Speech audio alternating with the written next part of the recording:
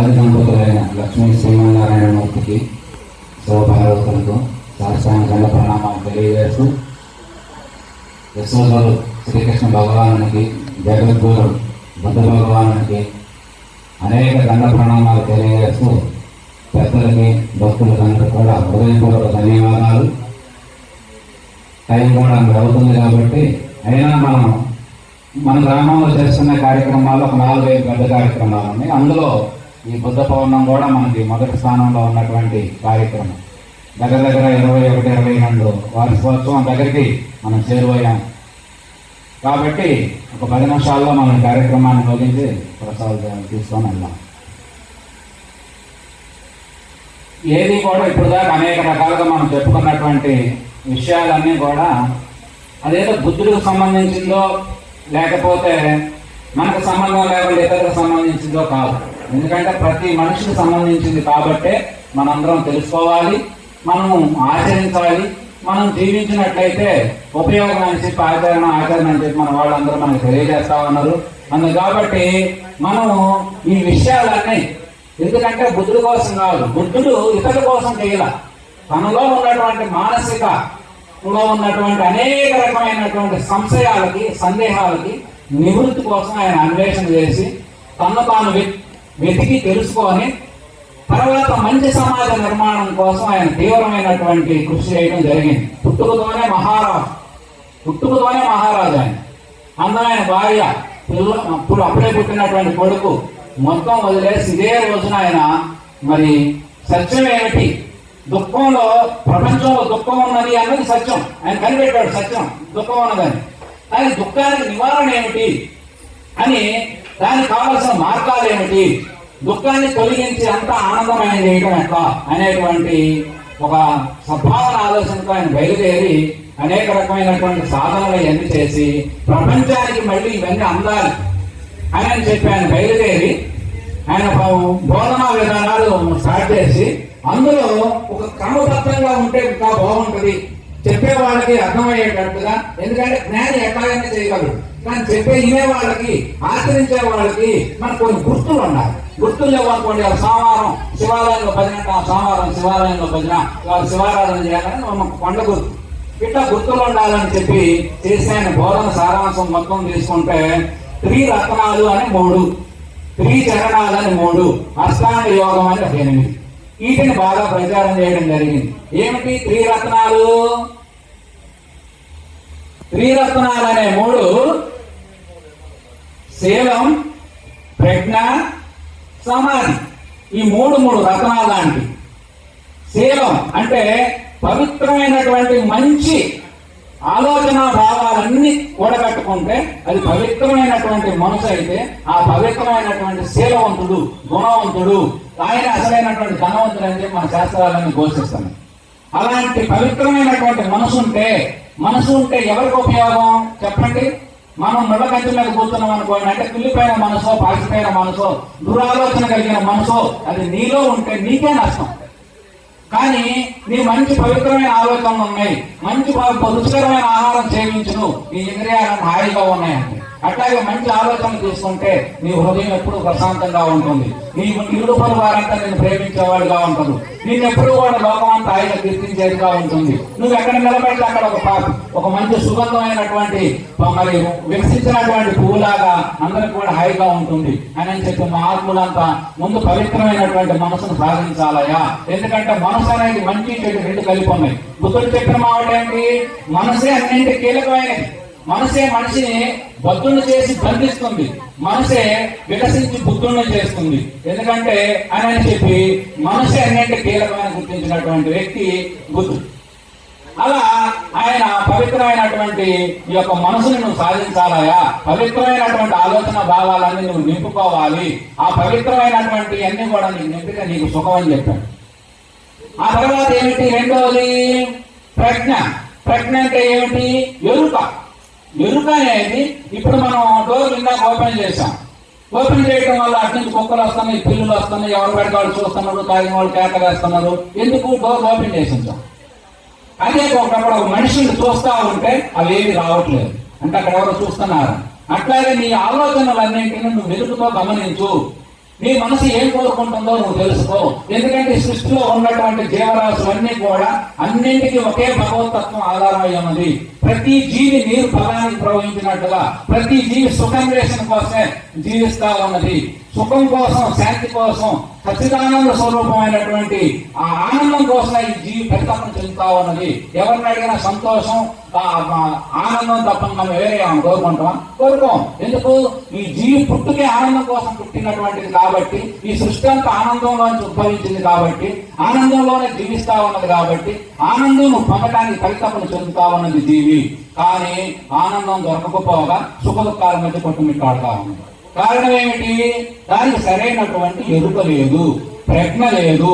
ప్రజ్ఞ అంటే ఎరుక, ఎరుక ఉండాలి, విచక్షణ జ్ఞానం ఉండాలి. అది మనిషికి మాత్రమే ఉన్నది. వేరే ఏ జంతువుకి విచక్షణ జ్ఞానం లేదు. ఏది మంచి, ఏది చెడు, ఏది తినాలి, ఏది తినకూడదు, ఇవన్నీ మనిషి మాత్రమే చెప్పగలడు, మనిషి మాత్రమే అటు చూడగలడు.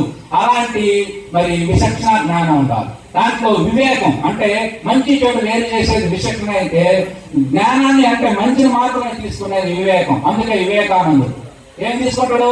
మంచి చెడు కలగోసన్నది, కానీ మంచిని మాత్రమే తీసుకోగలడు. లోకం మొత్తాన్ని మంచిగా చూడగలడు, లోకం మొత్తాన్ని మంచిగా ప్రేమించగలడు, లోకం మొత్తాన్ని తన బాధ్యతలు తను గుర్తు చేయగలడు, తను హాయిగా జీవించగలడు, నలుగురు చేత ఆనందంగా జీవింపజేసి లోకానికి ఆదర్శాన్ని అందించగలడు. అది వివేకానంద వివేకవంతుడు తత్వం. అది అలా వివేకం ఉండాలి. సమాధి, సమాధి అనేది పూర్ణమైనటువంటి ఆధ్యాత్మిక జ్ఞానం. దాంట్లో ఏమిటి? ఏకాగ్రత. సరైన ఏకాగ్రత ఎక్కడొస్తుంది అంటే, మనం రోజు చేసే సాంగత్యంలో, స్త్రీ పురుష సాంగత్యంలో పొందేది ఏకాగ్రతే. కానీ ఏమీ లేకుండా ధ్యానంలో మనకు ధ్యానాన్ని చాలా మంది సృష్టి ఆది నుంచి ప్రారంభమైంది. కొత్తగా బుద్ధుడు కనిపెట్టింది ఏమీ లేదు.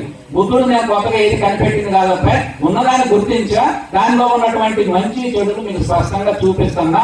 ఇదిగో ఇది, ఈ పని చేస్తే మీకు 10 రూపాయలు కూలి, ఇదే పని చేస్తే అక్కడ 2 రూపాయలు కూలి, మీరు ఇది చేస్తారా అది చేస్తారా అనేది మన కళ్ళ ముందు ఉంచాడు ఆయన, అంతే. అందుకు కాబట్టి ధ్యానంలో జరిగేది ఏమిటి? ధ్యానం అంటే ఏమిటి? చేసేది కాదు, చూసేది. నీవు ధ్యానంలో రకరకాల ఆలోచనలు ఇవన్నీ వస్తా ఉంటాయి. వాటన్నిటికీ నువ్వు చూసేవాడిగా, సాక్షిగా మారాలి. ధ్యానంలోనే నువ్వు జ్ఞానం పొందగలుగుతూ, జ్ఞానాన్ని ఒక ధ్యానం ద్వారా పొందొచ్చు. అందుకని బుద్ధుడు అనగానే మనకి ఆ రూపం జ్ఞాన స్వరూపం. జ్ఞానానికి మూర్తిభవించినటువంటి ఆ యొక్క స్వరూపం అది బుద్ధ భగవానుడు. ధ్యానం అనగానే మనం ఏదో హాయిగా ప్రశాంతంగా వాసం, ప్రశాంతంగానే ఉన్నాడు. కానీ ఆ యొక్క సమాధి స్థితిని ఆ ధ్యానం ద్వారా, జ్ఞానం ద్వారా నువ్వేమీ కాకుండా అన్ని అయిన వాడిగా మారవచ్చు. అన్ని బంధాలకు విముక్తులు కావచ్చు. ఎప్పుడు విముక్తులు కాగలవు అని చెప్తే, మహాత్ములు చెప్పే మన సందేశం ఏమిటంటే, ఎవరైతే పూర్ణమైనటువంటి జ్ఞానాన్ని పొందుతుందో, ఎవరైతే ఆత్మ దర్శనాన్ని చేస్తుందో, అతనికి మాత్రమే దుఃఖం ఉండదు తప్ప మిగతా అందరికీ దుఃఖం ఉంటుందని తెలిసారు. అందు కాబట్టి ఆ జ్ఞానాన్ని పొందాలని చెప్పేది ఆయన పరికల్పనంతా.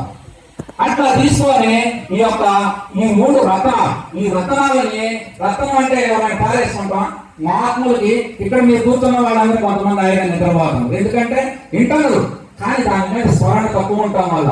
కానీ ఆసక్తి ఉన్నవాడు నోరు ఇట్లా తెలుసుకొని ఆగితా ఉన్నాడు, ఇంకా చెబితే బాగుండి అనిపిస్తా ఉంటుంది, ఇప్పుడే అయిపోయిందా అనిపిస్తా ఉంటుంది. ఎందుకంటే తెలుసుకోవాలనే పరికల్పన నీకు ఆ విధంగా పనిచేస్తా ఉంటుంది. ఆ విధంగా ఎవరైతే తన పట్ల తాను పరికల్పన చెంది మంచి విషయాలని అందుకొని, దాన్ని మళ్ళీ తనలో తాను నింపుకొని, దాన్ని మళ్ళీ మననం చేసుకొని దాన్ని ఆచరణలో పెట్టుకుంటాడో అతను గొప్పవాడు అవుతున్నాయా ఈ లోకం అని చెప్పి మహాత్ములు తేల్చారు. అందుకే ఆ త్రిరత్నాలని, ఈ రత్నాలని ఆయన పేరు పెట్టుకున్నాం. మరి త్రిచరణాలనే ఇందాక మనం చెప్పారు. బుద్ధం చరణం, బుద్ధుని జీవిత సారాంశం అంతా కూడా మా 3 సూత్రాలు. బుద్ధం శరణం గచ్చామి, ధర్మం శరణం గచ్చామి, సంఘం శరణం గచ్చామి.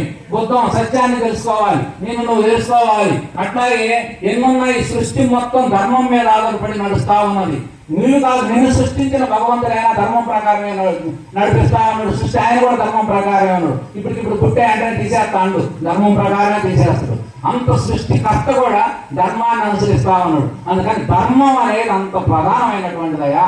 అందుకని ధర్మం అంటే ధరించున్నది, అంటే అనుష్ఠానం, ఆచరించేటువంటిది. అందుకే ధర్మం రక్షతి రక్షత, ధర్మాన్ని మీరు ఆచరించండి, ఆ ధర్మం మిమ్మల్ని కాపాడుతుంది అని చెప్పి మనకి ఏడుకొండల వాడి వెంకటేశ్వర స్వామి మన దేవాలయాల ముందు పెద్ద బోధ చేస్తారు. ధర్మం అనేది అంత ప్రధానమైంది. అందుకని ధర్మం రెండో స్థానంలో పెట్టాడు. సంఘం శరణం గచ్చామి.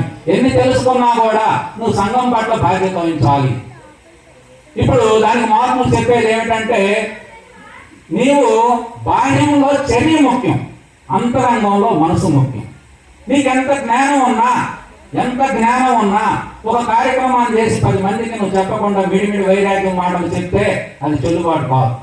ఎందుకంటే ప్రపంచానికి చర్య అవసరం, కానీ అంతరంగానికి నీ మనసు అవసరం. ఏమిటి రెండింటి తేడా అంటే, నువ్వు ఎన్ని మాటలు చెప్పినా మాటలు చదువుతూ మంచి మాటలే చదువుతూ, కానీ నువ్వు ఏ చేతితో నువ్వు ఎప్పుడైనా ఒక రూపాయి దానం ఇచ్చినవా, ఎవరికైనా బాధపడితే సాయం చేసినవా, ఏమైతే రోజు గుడికి బాగు, ఏం ఉపయోగం నీ వల్ల? తల్లిదండ్రులు కూడా బాధపడుతున్నావు, అన్నదమ్ములు గొడవలు పడుతున్నావు, ఏం ఉపయోగం లేని గుడికి పోయి ఏం చేస్తావు అని అడిగింది సమాజం. ఇది చర్య. అంతరంగం ఏమిటి? నువ్వు అబ్బాయి ఎన్ని దానాలు చేస్తాను, ఎన్ని మంచి పనులు చేస్తాను, అవి చేస్తాను ఇవి చేస్తాను, కానీ నీ మానసిక కలుషితం బాగాలేదయ్యా, నీ కుటుంబమైనటువంటి కుతంత్ర మనసులు బాగోట్లేదే. ఇవన్నీ నీకు చాలా ప్రధానమైనవి, ఇవి చాలా ముఖ్యమైన చదువుతుంది. ఎందుకు మహాత్ములు చెప్పే మాట? ఇప్పుడు తల్లిదండ్రులు చూసుకోండి, పిల్లలు మనం కొడతాం, ఏది తప్పులు చేస్తే బడికి బాగపోతే ఇంకా ఏదైనా చేస్తే కొట్టడంలో ఉద్దేశం ఏమిటి? తల్లి పిల్లల్ని మందలించేది ఎందుకు? ద్వేషంతో కాదు, ప్రేమతో వాడు బాగా వృద్ధి చెందాలని చెప్పి కొడతాం. చూసేవాడికి అనిపిస్తుంది కొట్టడం ఏందనుకుంటాం. అట్లాగే మహాత్ములు చెప్పే మాటలన్నీ కూడా మన అంతరంగాలు అలా ఉంటాయి. ఆ విధంగా మనకి ఈ సత్యాన్ని తెలుసుకోవాలి, ధర్మంగా నడుచుకోవాలి, సంఘం పట్ల నువ్వు బాధ్యత వహించాలి. అందుకనే బుద్ధుడు దుఃఖం ఉన్నది ప్రపంచం అంతా కనుక్కోవాలని అడుగుపోయాడు. దుఃఖం గురించి తెలుసుకున్నాడు పూర్ణంగా. ఈ దుఃఖ నివారణ మార్గాలు కనుక్కున్నాడు. ఈ మార్గాలన్నీ మనకు బోధించడానికి వచ్చింది, ప్రపంచం మొత్తానికి బోధించడం జరిగింది. బోధించిన తర్వాత ఆయన ఈ అనేక రకమైనటువంటి మార్గాలు ఏర్పాటు చేసి, ఈ మార్గాల్లో ఏ మహాత్ముడైనా ఎంత తెలుసుకున్నా, ఇప్పుడు ఎన్ని కోట్లు సంపాదించినా ఈ భూమండలం మీదనే నువ్వు నీకు నటనా చాతుర్యం అంతా ప్రదర్శించాలి. ఇప్పుడు ఎంత జ్ఞానం ఉన్నా ఇక్కడే చెప్పాలి. ఎవరు చదువుతున్నావు లేదు, నీకు నువ్వు కసేపు చెప్పుకుంటావు. ఎప్పుడైనా మళ్ళీ ప్రపంచానికి అందాల్సిందే. ఏది నువ్వు ప్రపంచం నుంచి తీసుకున్నా తిరిగి మళ్ళీ ప్రపంచానికి చేయాలి. ఈ సృష్టి అంతా అట్లా ఇంక్లూడ్ అయ్యి ఉన్నది, ఒకరి జీవితం ఒకరి మీద ఆధారపడి ఉన్నది. అట్లా నడవాలి కాబట్టి సంఘం అనేది గొప్పదయ్యా. ఇక మనం బాగుండాలంటే మనం ఏమనుకుంటాం అంటే, నేను ఎవరికి బాగుంటే సరిపోద్ది అనుకుంటాం. బాగుంటాం, ఎట్లా ఉంటాం? మన ఇంటి ముందు మనం అంత పూర్వం మన పూర్వీకులు ఉండే, మన ఇంటి మీద ఏదైనా మంట వచ్చింది అనుకో, పక్కోడిగానే నాకు రాలేదనుకుంటే కుదరదు, అది అదేవుడు కాబట్టి చేరింది. అట్లాగే మన ఇంటి ముందు ఒక మురి గొంత ఉంది, ఆ గొంత మన గొంత అక్కడ వాళ్ళు లేదులే, మనం ఎందుకు దాంట్లో పట్టుకోవాలి పొడవాలనుకుంటే ఈ మురి గొంతపై ఆయన మీద పడదా? మంచి సమాజం అనేది చాలా అవసరం. మంచి 10 మంది మంచి భక్తులు చేరితే దానికి సంబంధించినటువంటి సాంగత్యం అంతా, సాంగత్యం గురించి చెప్పారు. ఏది ఉంటుందో ఆ సాంగత్యం అంతా మనందరినీ కదిలించి నడిపించింది అనేది మహాత్ములు వాళ్ళు దాన్ని బాగా గుర్తించారు, విశ్వసించారు, అనుభవించారు, దాన్ని మళ్ళీ మనకు తిరిగి అందించారు. ఈ విధంగా సంఘం అనేది చాలా అవసరం. అందుకని సంఘానికి ఆయన దగ్గర 30 సంవత్సరాల వయసులో బయటికి పోయి 20 సంవత్సరాలు 16 సంవత్సరాలు సాధన చేసి అక్కడి నుంచి బయటకు వచ్చి దగ్గర ఆయన 35 సంవత్సరాలు ప్రజా జీవితంలో ఇదే బోధనలతో భారతదేశం మొత్తం తిరిగి అనేక రకమైనటువంటి శాంతి స్థాపనతో మనుషులందరినీ ఆనందంగా వికసింపజేశారు. ఎట్లా ఆయన బోధనలకు ఎందుకు అంత ఆకర్షితులయ్యారంటే, ఆయన బోధనలో ఆయన జీవితం ఉన్నది. ఆయన జీవితం ఒక బోధనగా మారింది. ఈ రోజు మహాత్ములు చాలా మంది చేసే పని ఏంటంటే, జీవితానికి బోధనలకి అసలు సంబంధం ఏమంటట్లేదు. సంబంధం లేనప్పుడు ప్రపంచంలో మార్పు రాదు. అందుకనే ఆయన జీవితం ఆయన బోధన కావటం వల్ల మన గోవు పక్కన కనుక లేకదోడ పాలు తాగి తల్లి చుట్టూ ఎగురుతున్నట్లుగా అప్పుడు ఆయుధ దానికి ఉంటుంది, తల్లితో సాంగత్యం చేయడం వల్ల. అట్లాగే బుద్ధుని యొక్క బోధలు హృదయాలను శాంతించి మనసంతా వికసింపజేసి ఆనందంగా ఉండి, ఆయన బోధలు నిన్న వాళ్ళ ఆయన అమ్మడబడి సన్యాస దీక్షలు తీసుకొని భారతదేశం అంతా మన అమరావతిలో కూడా మరి ఆయన పాదం మోపినాడని మనం చెప్పుకుంటాం. అట్లాంటి బోధనలన్నీ ప్రపంచ శాంతిని కాంక్షించి మరి గొప్పగా చేస్తే, అంతకు ముందు మనకు అనేక రకమైనటువంటి యుద్ధాలు జరిగాయి, చిన్న వాటికే.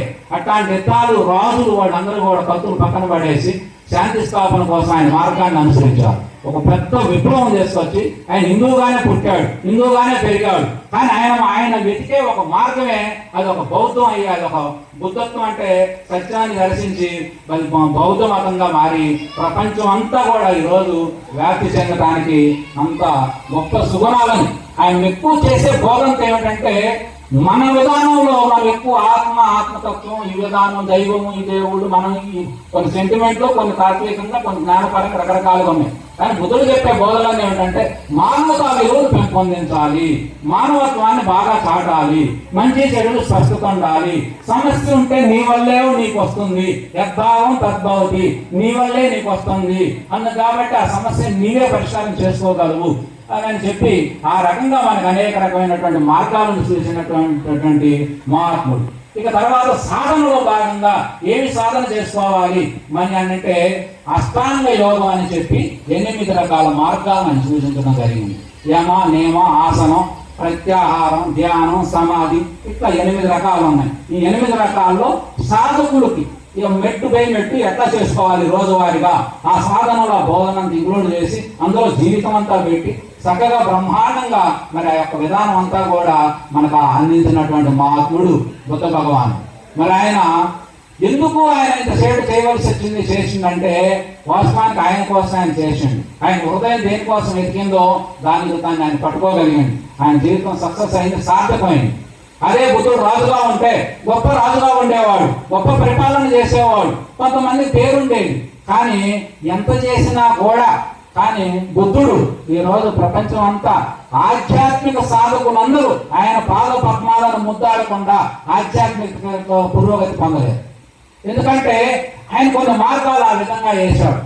సమాజ నిర్మాణం కోసం ఆయన చేసినటువంటి కృషి అంతా ఇంత కాదు, అంత చేసినటువంటి మహాత్ముడు. కాబట్టి మనం అందరం కూడా ఆధ్యాత్మిక విధానంలో మొట్టమొదటి మేము చదివినటువంటి బుక్స్, బుద్ధ భగవాన్ బుక్స్ చదివితే మన హృదయం మొత్తం ఒకసారి ద్రవించింది, కదిలించింది. అది తర్వాత సాధనగా మారింది, తర్వాత వికసించింది. ఆ విధంగా మనం బుద్ధుడి అనేది మనం చేసుకోవటం అనేది చాలా మరి మహాత్ములు. వాస్తవానికి అంబేద్కరు బుద్ధ భగవాను యొక్క దీక్ష తీసుకొని బౌద్ధాన్ని స్వీకరించి బ్రహ్మాండంగా ఆయన బుద్ధుడు. ఎందుకంటే అంబేద్కర్ మనందరికీ తెలుసు, ఆయన పరమ దేశభక్తుడు, గొప్ప దేశభక్తుడు అన్నమాట. కాబట్టి ఆయన క్రైస్తవ మతంలోకి రమ్మని చెప్పి ఆ రోజు ఆయనకి కొన్ని కోట్ల రూపాయలు ధనం ఇస్తానన్నా దేశభక్తితో మేము పోవాలని బుద్ధుని యొక్క సిద్ధాంతాలు, ఆశయాలు నచ్చి మరి ఆయన బుద్ధుడిని బుద్ధ దీక్ష తీసుకొని బుద్ధ ధర్మం అనేటువంటి అంటే బౌద్ధ ధర్మం అనేటువంటి గ్రంథం రాసి అది లైబ్రరీ బుక్ గా మారింది. ఆ బుక్ మన దగ్గర కూడా ఉంటే మనం మొట్టమొదటి చదివింది. అలా మరి ఆయన దీక్ష తీసుకొని ఈ విధంగా ఉంటే వాస్తవానికి బుద్ధుడు దేవుడు ఉన్నాడు అని చెప్పి నా తర్వాత ఇదిగో ఫలాని ఆనందో లేకపోతే శంకరో శివుడో ఎవరానికి ఇంకొకరిని ప్రకటిస్తే ఈ రోజు బౌద్ధ మతం ప్రపంచం మొత్తంలో నంబర్ 1 మతంగా పరిపాలన చెందేది. కానీ ఆయన చెప్పిన మాటలు ఏంటంటే జ్ఞానం అనే దానికి నీకు ఇవన్నీ లేవు, జ్ఞానమే గురువు. గురువు అంటే వ్యక్తి కాదు, జ్ఞానమే గురువు. కాబట్టి ధర్మమే. ఆయన అడిగారు అందరూ, ఏమంటే ఇంత పెద్ద సంస్థ నిర్మాణం చేసిన దీని తర్వాత ఏమిటి అంటే ధర్మానికి ధర్మమే వారసుడు. ఎవరైతే నేను ధర్మాన్ని బోధించా, ధర్మంగా నడుచుకున్నా, ఎవరైతే నాలాగే తెలుసుకొని నడుచుకుంటారో అతను బుద్ధుడే అని ఆ రకంగా ప్రకటించిండు. అందుకని ఆ తర్వాత బౌద్ధ మతం దెబ్బతిన్నది. ఇక మనకు అంబేద్కర్ దగ్గరకు వచ్చేసరికి ఆయన మతం తీసుకొని ఈ రోజు అంబేద్కర్ అభిమానులు అనే వాళ్ళందరూ క్రైస్తవులు దశమ భాగంలో పడి శుభ్రంగా వాళ్ళు మారుస్తూ ఉంటే ఇదంతా అడ్డుపోతా ఉన్నారు. ఒక పక్కేమో అంబేద్కర్ విగ్రహం పెట్టుకుంటాడు, ఒక పక్కేమో క్రీస్తు బొమ్మ పెడతాడు. క్రీస్తుకి అంబేద్కర్ అసలు సంబంధమే లేదు. ఆయన చెప్పిన మాట ఏమిటి? ఎవరైతే ఇతర పరమతాల్లో చేరుతుందో అతడు దేశభక్తి హీనుడవుతుడు. అంటే భారతదేశంలో ఉన్న సంస్కృతి సాంప్రదాయాలన్నీ ఈ మాయ కాదు అని నెట్టేస్తాడు. నెట్టేయడం వల్ల వాడు దేశభక్తి హీనుడవుతుడు. హృదయం అనేది కళా హృదయం లేకుండా పోతుంది. 64 కళలు భారతీయ సాంప్రదాయంలో ఉన్నాయి. అట్లాంటి కళలన్నీ అతను తీసుకోలేడు. అవన్నీ నాయి కాదు అని నెట్టేస్తాడు. కాబట్టి మతాలు మారటం అనేది మాత్రం ఆయన పూర్తిగా ఖండించింది. అందుకని ఈరోజు ఏంటి మంచి ఏదో చెడేదో తెలియకపోవడం వల్ల ఒక పక్కేమో అంబేద్కర్ కులం, అంబేద్కర్ మావాడని చెప్పడం, ఒక పక్కేమో బొమ్మ పెట్టుకోవడం. అంటే మన దృష్టిలో ఏమిటి? మనకి క్రీస్తు అయినా, మహమ్మద్ అయినా, కృష్ణుడైనా, బుద్ధుడైనా, రాముడైనా పై స్థాయిలో మనందరం ఒకటే. కానీ కిందకు వచ్చేసరికి పార్టీలన్నీ మార్చుకుంటూ పోతా ఉంటే, సంస్కృతి అంతా దెబ్బతింటా ఉంటే వీటన్నిటికి ఎవడ బాధ్యత వహించాలి? ఒక్కసారి ఒకరితో బాధ్యత నేను మారితే నా కొడుకు మారుతుంది, మనవాడు మారుతుంది, వంశం అంతా మారిపోతుంది. తెలియకుండానే ఆ రకంగా సంస్కృతి అంతా దెబ్బతింటా ఉన్నది. అందుకని అంబేద్కర్ మత విధానాన్ని ఖండించిండు. అంతేకాదు మతం మారటం వల్ల నీకేదో పెద్ద ఆర్థికంగా వెతకటం లేక ఇంకేదో కలిసి రావడం ఇవన్నీ ఏమి ఉండవయ్యా, అందుకాటి మీరు అవసరం లేదని చెప్పి బౌద్ధ మతాన్ని తీసుకొని ఆశ్రమాన్ని స్థాపించిండు. బ్రహ్మాండంగా ఆయన మన అంబేద్కర్. మరి అంతేకాదు అసలు అంబేద్కర్ చెప్పిన ఫైనల్ మాట ఏంటంటే, ఈ రోజు నేను ఈ స్థానాన్ని అలంకరించడానికి, భారతదేశం అంతా నన్ను కీర్తింపజేయడానికి నాకు బుద్ధుడే ఆదర్శం అని చెప్పి. గాంధీ మహాత్ముడు చెప్పిన మాట ఏమిటి, నేను ఈరోజు ఈ స్థాయిలో ఇంత పవిత్రమైనటువంటి మనసును పొందేంత గొప్పగా జీవించడానికి కారణం భగవద్గీత అండి. భగవద్గీత ఏ సమస్య సందేహాలు ఉన్నా ఒక పేజీ తీసేవాడిని, అక్కడే ఒక శ్లోకం దొరికేది. దాంతో నేను ఇంత ఉద్యమం, శాంతియుత ఉద్యమం చేసి భారతదేశానికి స్వతంత్రం చేసి రావడానికి ఏకైక భగవద్గీతని ప్రకటించినటువంటి వ్యక్తి గాంధీ మహాత్ముడు. ఇట్లా ఒక్కొక్క మహాత్ముల్ని వాళ్ళ హృదయాన్ని సృజింపజేసి అట్లా ఆయనకి కలిగినటువంటి ఏమిటి, మానవుల వ్యత్యాసాలు ఏమిటి, ఈ చౌ పుట్టుకలు ఏమిటి, చూస్తే కళ్ళ ముందు రాలిపోతా ఉన్నది ఏమిటి, శ్రమ దోపిడి జరుగుతా ఉన్నది ఏమిటి, వాడు రాజుగా పెద్దోడుగా ఉండటం ఏమిటి, వాడికి వీళ్ళంతా బానిసలుగా పనిచేయటం ఏమిటి, ఇట్లాంటి అనేక రకమైనటువంటి సమస్యలు వచ్చినాయి. వాటన్నిటి కోసం పోయి తెలుసుకొని లోకంలో ఉన్నటువంటి ఇవన్నీ కూడా ఆయన మనసు దుఃఖంలో నుంచి బయటకు వచ్చింది, ఆనందంగా ఉంది. తర్వాత ఆయన ప్రపంచం కూడా ఆనందంగా ఉందని తెలిసింది. అయినా ప్రపంచంలో ఉన్నటువంటి అసమానతలను తొలగించాలని కంకణం కట్టుకొని బ్రహ్మాండంగా బుద్ధుడంతా మరి భారతదేశం అంతా తిరిగి భారతీయ ముద్దు బిడ్డ, భారత రత్నం. బుద్ధుడంటే సామాన్యుడు కాదు, అంత గొప్ప రత్నం. 2500 సంవత్సరాల క్రితం మరి జీవించి ఆయన చేసినటువంటి ఆధ్యాత్మికతకి మన భారతీయ సంస్కృతి నమో బ్రహ్మ దగ్గర నుంచి మనకు మొదలైంది, ఇదే కొత్తగా మొదలైంది ఏం కాదు. కానీ అందులో రోజుగా కనుక్కొని ప్రజలు హృదయాన్ని శాంతింపజేయటంలో కంకణం కట్టుకున్నటువంటి అగ్రగణ్యులు ఆ మహాశ్రేష్ఠుడు బుద్ధ భగవానుడు కూడా. అట్లాంటి బుద్ధ భగవానుని స్పర్శ ఆయన పేరులో, ఆయన చేసినటువంటి బోధనలో, ఆయన యొక్క రూపంలో మనం దర్శిస్తే అది మన హృదయాన్ని తాగి శాంతింపజేస్తూ ఉంటుంది. చాలా మంది వాడు పెద్ద పెద్ద కోట్ల రూపాయల బిల్డింగ్లో కూడా బుద్ధ భగవానుడు బొమ్మలు పెట్టుకుంటారు. కారణం ఏమిటంటే వాళ్ళు అలంకారప్రాయంగా పెట్టుకున్నా దాన్ని చూడగానే ఏదో తెలియని మానసిక శాంతి. మనందరం కూడా ఈ జీవులన్నీ శాంతి కోసమే పరితపన చెందుతూ ఉంటాయి. శాంతి శాంతి ఎంత ఉన్నా మనశ్శాంతి లేదురా, నిద్రపెట్టట్లేదు, బాధలు లేవు రా, బాధలు ఉన్నాయి అంటాం. ఆ బాధలన్నింటికి పరిష్కారం చూపిండు. ఏమీ లేకపోయినా ఆనందంగా బ్రతకొచ్చు, దోసకాయలకు పెట్టుకొని ఆనందంగా బ్రతకొచ్చు. నీ గురించి నువ్వు తెలుసుకో, నీలో ఉన్నటువంటి మానసిక మొత్తం ఆ కుదురంతా నువ్వు దాన్ని అర్థం చేసుకో, నువ్వు పవిత్రంగా జీవించు అని ఇట్లా అనేక రకమైనటువంటి సాధనలు ఇవన్నీ భారతదేశానికి అందించినటువంటి భారత ముద్దుబిడ్డ మనకి జగద్గురువుగా ప్రపంచంలో ఇవాళ 3వ మతంగా వెలుగొందుతున్నది. అట్లాంటి వెలుగొందే జగద్గురువుగా ఉన్నాడు. ఇవన్నీ ఏంటంటే ఇట్లా క్రీస్తు అయినా, బుద్ధుడైనా, మహమ్మద్ ప్రవక్త అయినా, ఇంకా నీకు జైన మతం అయినా వీళ్ళందరూ చెప్పింది ఏమిటంటే మంచి ఏది, చెడు ఏది, ఏది చేయాలి, ఏది చేయకూడదు, మానవుని పురోగతి ఎట్లా ఉండాలి ఇవన్నీ స్పష్టం చేశారు. భగవద్గీత శ్రీకృష్ణుడు విశ్వగురువుగా ఇంకొక మెట్టు పైకేసాడు, అన్నిటికీ అతీతమైన జ్ఞానాన్ని అందించడం జరిగింది. అందుకు కాబట్టి మరి ఆ యొక్క బుద్ధుని యొక్క జ్ఞానం రావాలంటే వాస్తవానికి ఒకరోజు చెబితే దాని ప్రభావం కొంత ఉంటుంది. గురుగాడు వాళ్ళు చక్కగా ప్రసాదం పెట్టారు, మనం తింటాం, కానీ అది ఉంటుందా వాళ్ళకేగా రేపటి పండుగ. ఈ బోధన కూడా ఏంటంటే మంచి వ్యక్తుల సాహచర్యం ద్వారా తనను తాను ఇప్పుడు తెలుసుకుంటా, మంచి వాళ్ళతోనే జీవిస్తా. మంచి అనేది ఈరోజు సమాజం పరిస్థితి ఎట్లా ఉందంటే మంచి చెడు పాప పుణ్యాలని కలగా పొలగం అయిపోయింది. ఏది మంచో ఏది చెడో అర్థం కాని పరిస్థితిగా ఉన్నది, స్పష్టత లేదు. ఇవన్నీ ఏందో గుడ్డేది సేవలో పడ్డట్టు ఎవడికి వాడు ఆడంటాం. కానీ దీని అందరూ మా ఆత్మ చెప్పే మాట ఏంటంటే ఎవరికి వారు ఇది వారికి అవసరమయ్యా. ఆహారం తీసుకోవటం నువ్వు తింటే నాకు ఆకలి చేయదు, తీరితే పోనీ మన పిల్లలు తింటే మనకు ప్రేమతో మనం బతుకున్న బాగుందంటాం. బాగున్నది అన్నది మనసే, కానీ ఆహార బాధ అనేది బాధిస్తూనే ఉంటుంది. అందుకు కాబట్టి తీరాలంటే ఏం చేయాలి, నీ మనసు ఏం కోరుకుంటుందో నీకు తెలిస్తే ఆ మార్గాలన్నీ బుద్ధుడు సూచించినటువంటి మార్గాల్లో మనం నడుచుకుంటాం. అలా నడుచుకోవటం వల్ల నీకు ఎట్టి సమస్యలు లేవు. నీకు సమస్య వచ్చినా దాని పరిష్కారం ఉంటుంది. ఎందుకంటే సృష్టి అంతా అంతా మాయా వల. ఈ వలలో మనందరం చిక్కుకున్నాం. ఈ చిక్కుకున్న వలని మళ్ళీ దాటాలంటే ఏం చేయాలి, ఆ మాయాతీతమైనటువంటి వాడిని పట్టుకోవాలి.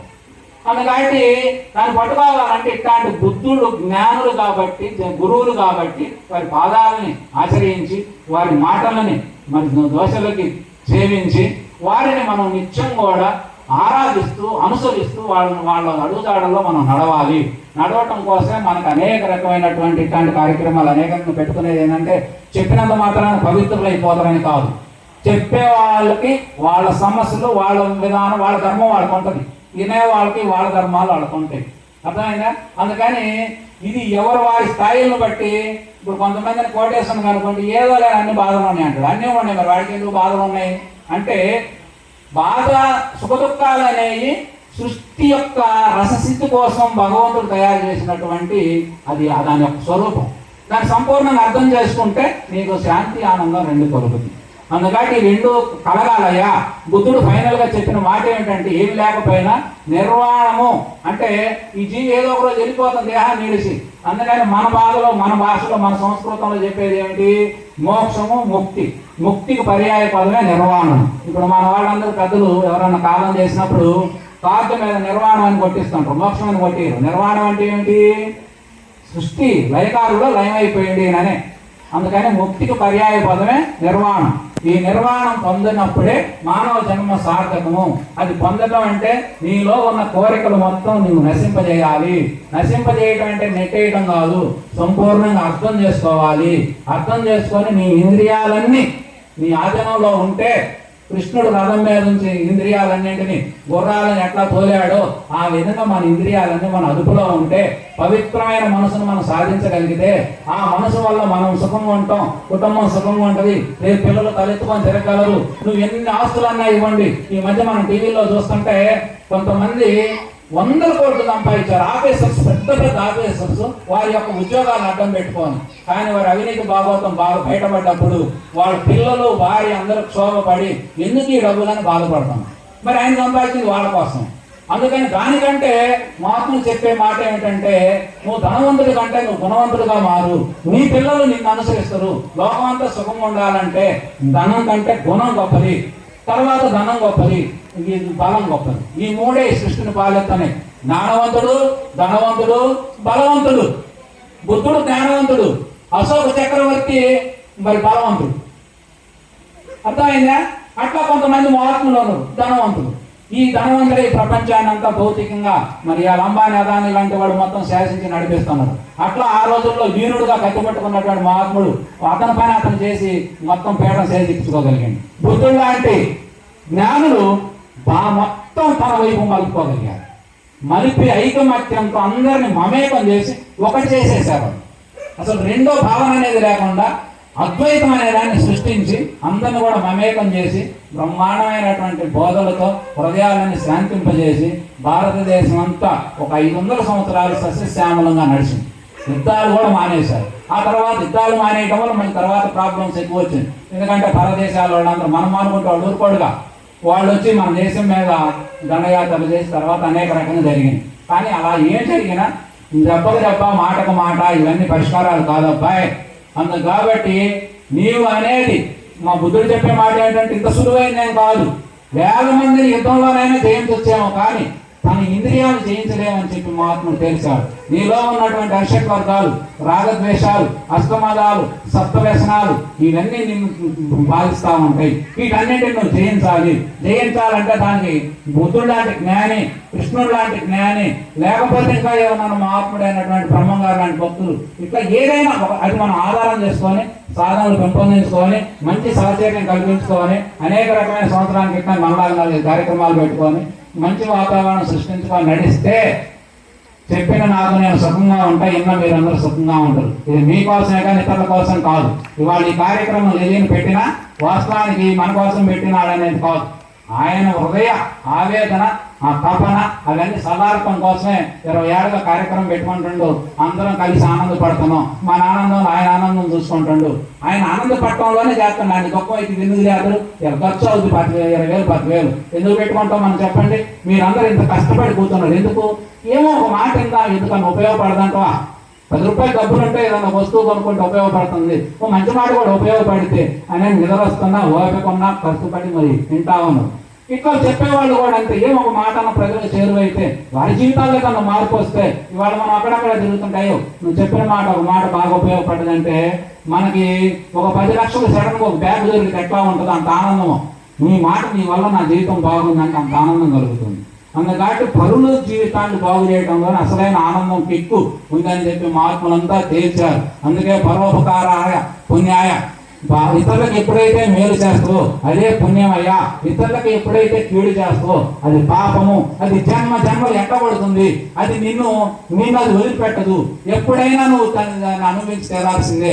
మనం వండుకున్నది మనం తిన్నట్టుగా అవన్నీ కూడా నువ్వు చేసుకున్నటువంటి దేవుడు ఉన్నాడా అంటే ఉన్నాడో లేడో చెప్పలేము, కానీ కర్మకు ఫలితం ఉన్నదని మాత్రం స్పష్టంగా ఎవడైనా చెప్పగలరు. ఇప్పుడు జనరల్గా మనం అనుకుంటాం ఆయన అట్లా జరిగిందంటే మొన్న ఆయన అట్లా చేసింది అంటే చేసిన దానికి వచ్చిందని అర్థం.